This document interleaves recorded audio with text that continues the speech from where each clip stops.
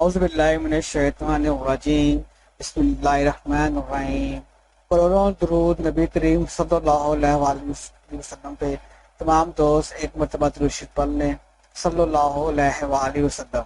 अस्सलाम वालेकुम दोस्तों, मैं हूं कासिम अली। दोस्तों, आज की इस वीडियो में माइक्रोसॉफ्ट एक्सेल की वर्कशीट में फार्मूला दाखिल करने का तरीका सीखेंगे।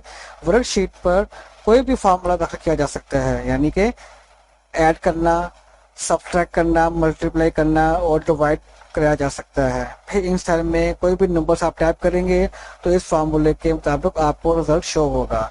ठीक है, मैं एमएस एक्सेल में हिसाब के आसान सवाल को के जवाब हासिल करने के लिए फार्मूला इस्तेमाल करते हैं। तो इसके लिए क्या करेंगे, आप लोग एमएस एक्सेल ओपन करेंगे। ठीक है, मैं यहाँ पे आपको बहुत ही सिंपल तरीका बताऊंगा और आसान, ताकि आपको समझ आ जाए। यहाँ पे मैं लिखता हूँ कि फिगर 45 ये लिख दिया। ठीक है, अब मैंने इनको जमा करना है। तो क्या करेंगे, जब भी आपने कोई फार्मूला ऐड करना है तो सबसे पहले इक्वल टू का आप साइन प्रेस करेंगे। ठीक है, इक्वल टू, इसका रेंज देंगे A1 प्लस A2 और एंटर प्रेस करेंगे तो इसका ये आप देखिए स्क्रीन पे इसका जवाब आ रहा है। आप ये देखेंगे स्क्रीन पे सिर्फ जवाब आ रहा है, इसका फार्मूला लिखा नहीं आ रहा। तो वो फार्मूला लिखा यहाँ पे नहीं आएगा, यहाँ पे आपको सिर्फ जवाब भी आएगा, फार्मूला लिखा हुआ आएगा आपके वो फार्मूला बार के ऊपर। ये देखें सबसे ऊपर ये लिखा हुआ है A1 प्लस A2। ठीक है, यहाँ पे आपने 45 प्लस 45 नहीं करना, यहाँ पे आपने सिर्फ उसका सेल एड्रेस देना है।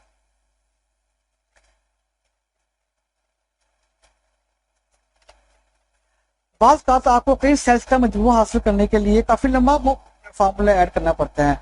जैसा कि मैं ये देखता हूँ कितनी ज्यादा फिगर्स की।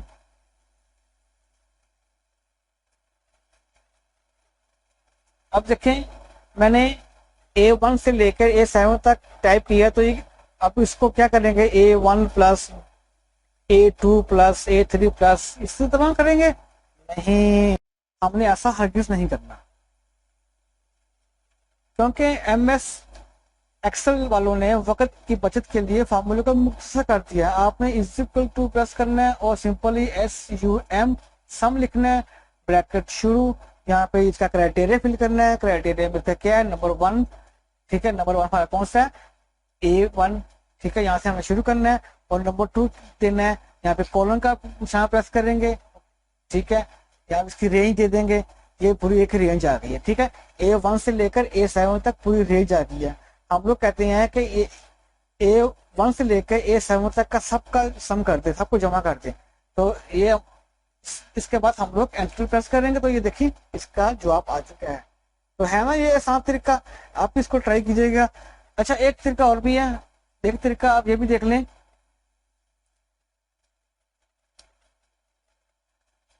इसका एक आता है ऑटो सम। ठीक है, ऑटो सम की शॉर्ट की क्या है, आपने जस्ट यहाँ पे अपना कर्सर रखना है और Alt प्लस दबाना है, तो वो देखें ऑटोमेटिकली उसने रेंज को सिलेक्ट कर लिया। ठीक है, ये था बहुत आसान तरीका, आप इसको जरूर ट्राई कीजिएगा।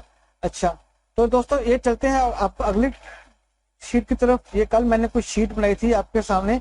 ठीक है, अब मैं ये चाहता हूँ, ठीक है, अब मैं आपको एक मजे का ट्रिक बताने लगा हूँ, आप इसको लाजमी देखिएगा।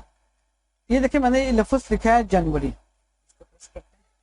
ये लिखा है मैंने जनवरी। ठीक है, अब यहाँ पे फरवरी, मार्च, अप्रैल, मई, जून यहाँ तक जाना है, तो वो कैसे जाएंगे, बराबर लिखेंगे? नहीं, हमने ऐसा हरगिज नहीं करना। हम लोगों ने माउस का पॉइंटर इसके ऊपर लेके आना है। जब ये प्लस का निशान बन जाए तो इसको होल्ड पे रखते हुए इसको आगे की तरफ ड्रैग करें, तो ये देखें नीचे लिखा भी हुआ आ रहा है मार्च, अप्रैल, मई। ठीक है, तो ये है ना जबरदस्त तरीका। अब ये देखें, अब फरवरी को पूरा नहीं आ रहा।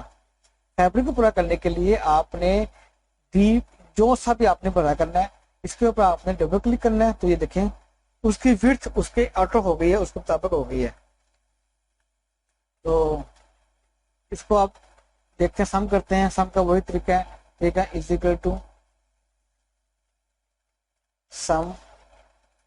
ठीक है, यहाँ पे ब्रैकेट शुरू और इसकी ये रेंज हम लोगों ने दे देनी है। ठीक है, कॉलन कहाँ तक, C8 तक और ब्रैकेट बंद।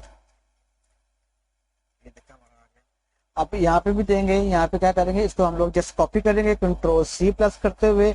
ये सारा आप लोग इसकी सिलेक्शन करनी है तो यहाँ पे Ctrl+V प्रेस कर दें तो ये आपका ये फार्मूला आगे पेस्ट हो गया, सिंपल।